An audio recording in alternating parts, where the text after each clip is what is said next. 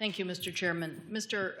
Zerhan, under your predecessor, Mr. Bradbury's role in the first Trump administration allowed for an exemption to the ADBS out system for the Department of Defense.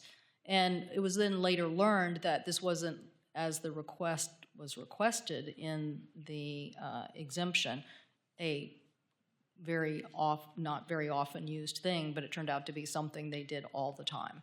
So how can you make sure that as you're looking at regulations, particularly when the administration says they want to get rid of 10 rules, how can you make sure that these kinds of oversights, where people really weren't paying attention to the fact that DOD and FAA did not really have a clear plan to keep these planes separated, what can you do to make sure that that kind of rulemaking and exemption isn't followed in the future? Thank you, Senator. I take the obligation of the General Counsel to ensure the laws are being followed very seriously.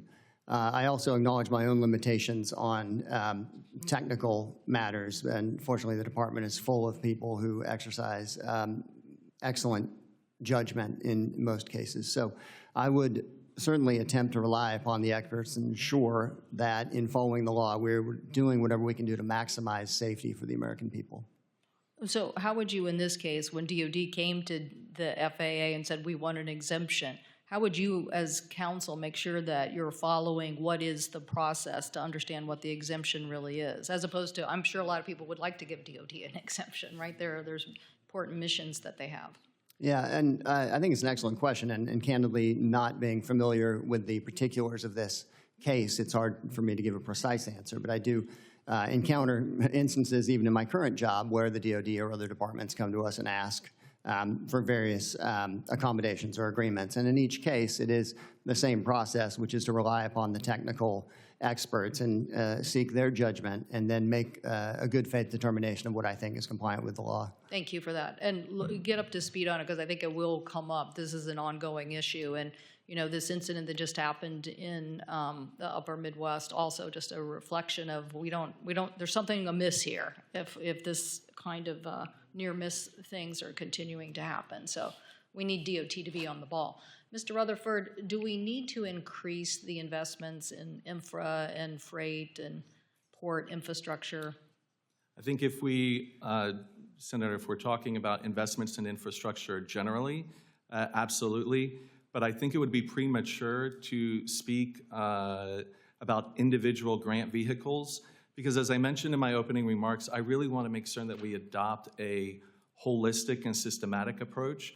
We've got a number of grant vehicles, not only within the Office of the Secretary, but more broadly. I'm more looking at you come with this private sector experience saying, I understand the movement of goods and services. Correct. And what I'm trying to get at is that we are at a threatened point of not being competitive enough if you can't get products safely and timely to market. And so in my world, because we represent a lot of ports, I see exactly what that bottleneck can be. And so infrastructure investment is going to help us be competitive as a nation. So I want an increase in that investment. I'm just trying to see if you agree.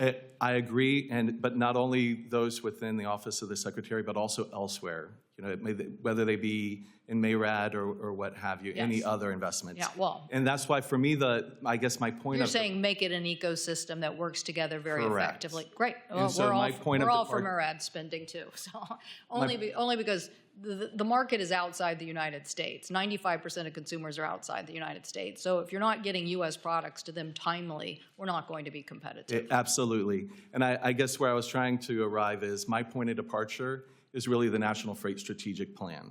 And then that should be not only managing what we do at the Office of the Secretary, but also influencing grant-making yes. decisions elsewhere within DOT. Thank you. Thank you for that. Ms. Oz, I'd love to ask about what your daughter sings in opera, but we might not have time for that. So, to be discussed. Pardon me? To be discussed later. To be discussed. So, what do you think is, you know, you've now had this private sector experience where, you know, we are really basically beta testing and rolling out to larger regimes of adoptions, right? But trying to do so in a safe manner. I've always thought that, you know, just starting here and then just saying, well, we did a few betas and now we're going to open it up to the whole country, that's too much. Like, so how do you see us continuing to move forward in the adoption? And what do you do about the trucking sector and the huge workforce that is involved there? Because it's a very key part of the U.S. economy, hundreds of thousands of people. Yeah, Senator Cantwell, it's an excellent question, a two-part question. The first part has to do with the fact that, as I mentioned in my testimony, we built this technology here in America. And so we have all of the foundational capability to scale it in the most safe way we can by using conservative planning and by using systems that are fail operational. So that includes redundancies in the system. It includes ensuring we have secondary approaches like telematics, teleoperations, remote vehicle management. But most importantly, we need a framework in which we can give clear guidance to industry on scaling and deploying the capabilities on public roads in America in a safe way.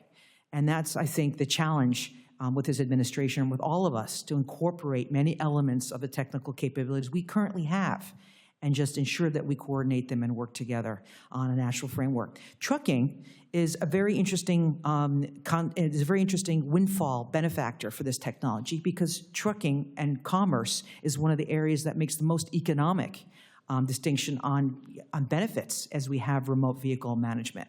So I think it's one of the first use cases that we can emerge with, and I'm hoping to provide good clarity and good guidance on how we can do that on the technical side and with research that we've already been.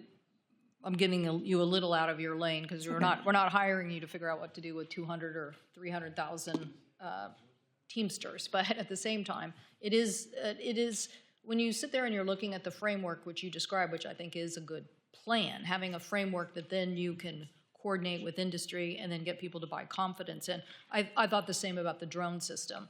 We had people, visioning lots of drone use in the Northwest for a long, long time. I think we started 2001 with pushing the FAA to keep moving forward. So here it's the same thing, but you also have a huge employment sector. Unlike the drone industry, didn't have that, existing workforce issue. So we'll look forward. My time's expired to discussing this more with you. Thank you. I appreciate it. Thank you, Sam.